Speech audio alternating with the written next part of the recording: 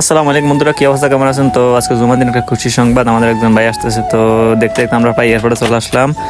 তো এই যে দেখতে পাচ্ছেন এয়ারপোর্টে আমরা আছি এখন রিয়াদ এয়ারপোর্ট টার্মিনাল 4। তো আমরা দেখতেছি তাকে দেখা যায় কিনা, দেখা যায় না। তো আমরা এখন যাচ্ছি পার্কিংয়ের উদ্দেশ্যে, কারণ দেখা না গেলে এখানে গাড়ি পার্কিং করতে হয়। তো পার্কিংয়ের থেকে আমরা বের হচ্ছি এখন। তো আমরা এখন উপরে যাচ্ছি। এই যে আমাদের সাথে আছে ইনুস ভাই, আলমাস এবং আমাদের ড্রাইভার আছে লগে।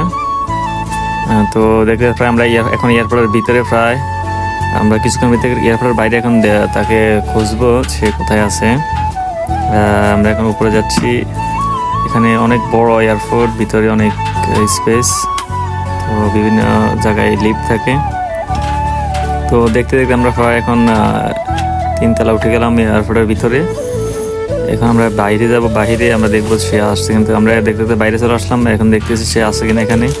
এই দেখতে পাচ্ছেন ইউনুস ভাই, আলনাস, আমি আছি ক্যামেরাম্যান। তো আমরা প্রায় অনেকক্ষণ খোঁজাখুঁজি করে দেখতে পাচ্ছি না তাকে।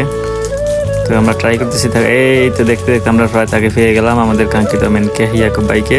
তো দোনো ভাই এখন মোলাকাত করতেছে। তো তার সাথে আমরা পরিচয় পর্ব সেরে নিলাম। এখন আমার সাথে কথা হচ্ছে।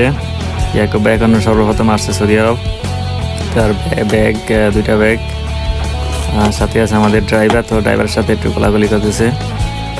তো তার এই প্রথমবার আসা বিদেশের মাটিতে, তার জন্য শুভকামনা রইল। সবাই দোয়া করবেন ইয়াকুব ভাইয়ের জন্য। সে প্রায় দীর্ঘ কয়েক ঘন্টা জার্নি করে এখানে আসছে। তো আমরা এখন আমাদের রুমের উদ্দেশ্যে রওনা দিলাম। আমরা 4 জন আছি সাথে। তো এখন এয়ারপোর্টের ভিতর থেকে আমরা বাইরে হব, এখান থেকে বের হতে হয়। তো আমরা এখন নিচে যাচ্ছি, আবার নিচে যাচ্ছি। নিচে গিয়ে আমরা বের হবো, পার্কিংয়ে যাব। পার্কিংয়ে আমাদের গাড়ি রাখা আছে, সেখানে আমরা উঠবো সবাই মিলে। তো এখন তারা 2জন মিলে ব্যাগ নিতেছে, ব্যাগ অনেক ভারী। এই যে ইয়াকুব ভাই জন্য শুভকামনা, হাসি দিয়েছে একটা। তো দেখতে দেখতে এখন গাড়ির কাছাকাছি চলে আসলাম। তো এখন গাড়িতে উঠে গেল সবাই।